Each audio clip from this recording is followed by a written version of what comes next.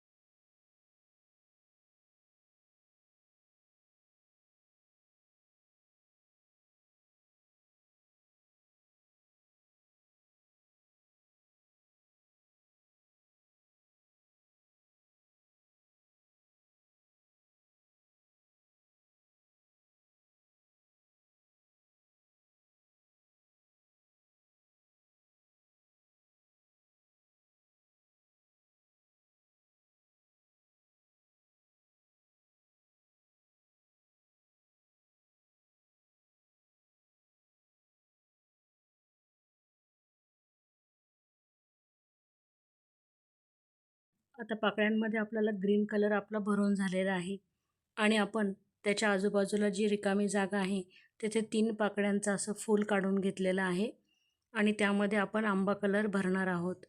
बघा, सुंदर रांगोळी आत्ताच आपली दिसायला लागली आहे ना। तर अशी सुंदर रांगोळी तुम्हाला पण काढायची आहे आणि काढायलाही इतकी सोपी आहे आणि दिसायला तर सुंदर आहेच आहे। बघा किती सुंदर दिसते। एवढी जरी काढली तुम्ही तरी आपली रांगोळी किती सुंदर दिसायला लागलेली आहे।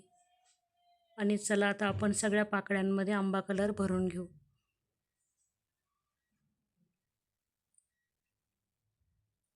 आता मध्ये जो सर्कल आहे त्याच्यामध्ये आपण परत आता पॅरोट कलर भरून घेत आहोत।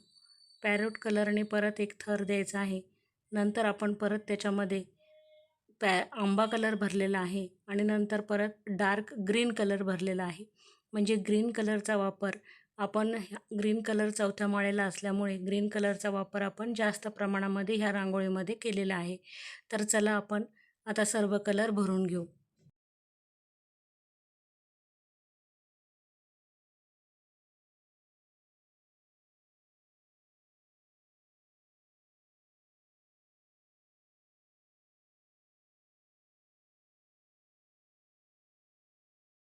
आता ग्रीन कलर झालेला आहे भरून आणि त्याच्यावरती आपण फक्त असे गोल गोल गोल गोल आकाराचे सर्कल केलेले आहेत। म्हणजे आपलं फूल तयार होईल आणि रांगोळी एकदम अट्रॅक्टिव्ह अशी दिसेल।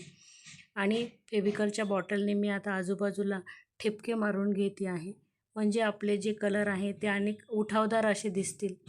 बघा, तुम्हाला ठिपके नाही मारता आले, इतकी रांगोळी ठेवली तरीही चालेल, तरीही ती दिसायला सुंदरच दिसते। तर चला आपण ठिपके मारून घेऊयात।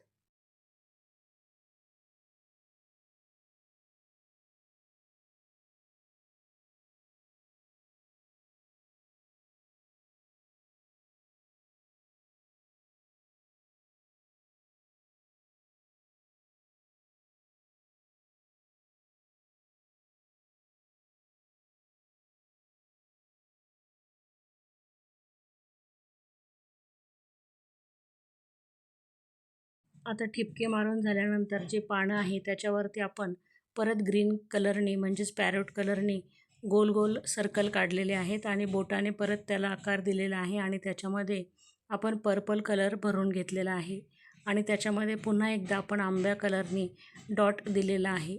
तर चला सर्व याच्यामध्ये आपण भरून घेऊ.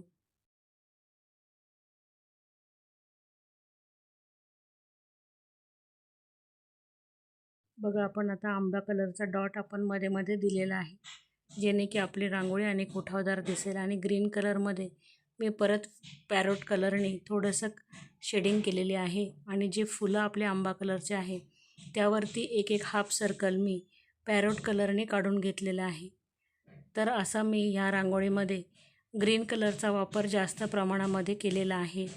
म्हणजे ही रांगोळी आपण हिरवा कलर आपला चौथ्या माळेला आहे त्या दिवशी आपण सहज ही रांगोळी उद्याच्या दिवशी आपण काढू शकतो. बघा सुंदरशी अशी रांगोळी तयार झालेली आहे. ही रांगोळी तुम्ही दसऱ्याच्या दिवशीसुद्धा काढू शकता. चॅनलवर नवीन असाल तर चॅनलला लाईक करा आणि सबस्क्राईब करायला अजिबात विसरू नका. धन्यवाद.